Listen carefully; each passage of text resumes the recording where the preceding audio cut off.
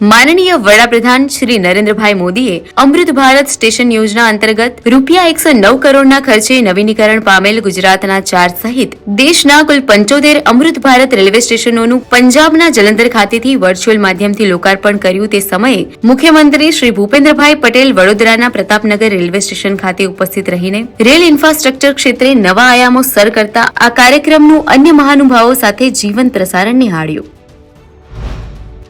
અમદાવાદના સુપ્રસિદ્ધ જગન્નાથજી મંદિર પરિસર ખાતે મુખ્યમંત્રી શ્રી ભૂપેન્દ્રભાઈ પટેલે પરંપરાગત રીતે રથનું પૂજન અર્ચન તથા પહિંદ વિધિ સંપન્ન કરીને ભગવાન શ્રી જગન્નાથજીની 149મી રથયાત્રાને નિજ મંદિરથી નગરચર્યા માટે પ્રસ્થાન કરાવ્યું. આ અવસરે મુખ્યમંત્રી શ્રીએ રાજ્યના તમામ નાગરિકોને રથયાત્રાની શુભેચ્છાઓ પાઠવી.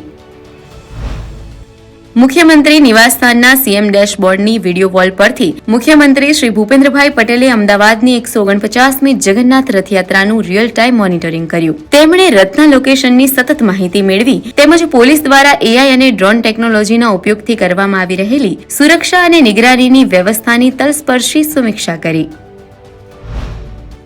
માનનીય કેન્દ્રીય ગૃહ અને સહકાર મંત્રી શ્રી અમિતભાઈ શાહના વરદ હસ્તે અમદાવાદ મ્યુનિસિપલ કોર્પોરેશન દ્વારા મિશન 5 મિલિયન ટ્રીઝ અંતર્ગત સામૂહિક વૃક્ષારોપણ ઉપરાંત વિવિધ વિસ્તારના ડેવલપમેન્ટ કરાયેલ 101 ઓક્સિજન પાર્કનું લોકાર્પણ તેમજ એએમસી ઓડા અને માર્ગ મકાન વિભાગના કુલ રૂપિયા 405 કરોડના વિવિધ વિકાસ કાર્યોના લોકાર્પણ અને ખાતમુહૂર્ત. નીતિ આયોગ દ્વારા જાહેર કરાયેલા દેશના પ્રથમ ઇન્વેસ્ટમેન્ટ ફ્રેન્ડલીનેસ ઇન્ડેક્સ 2026માં ગુજરાતે 56.6ના સર્વોચ્ચ સ્કોર સાથે મોટા રાજ્યોની શ્રેણીમાં પ્રથમ સ્થાન મેળવ્યું.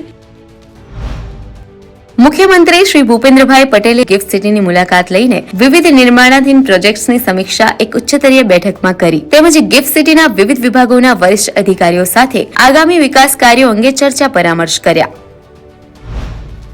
કૃષિ મંત્રી શ્રી જીતુભાઈ વાઘાણીએ રાજ્ય સરકારના કૃષિ વિભાગને બાગાયત ક્ષેત્રે કરેલી ઉત્કૃષ્ટ કામગીરી બદલ તાજેતરમાં નવી દિલ્હી ખાતે આયોજિત 17મા એગ્રીકલ્ચર લીડરશીપ કોન્ક્લેવમાં એનાયત કરવામાં આવેલ 2026ના વર્ષનો એગ્રીકલ્ચર લીડરશીપ એવોર્ડને મુખ્યમંત્રી શ્રી સમક્ષ પ્રસ્તુત કર્યો.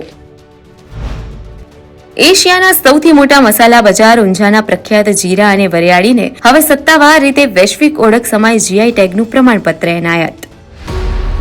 વિકસિત ભારત, વિકસિત ગુજરાત.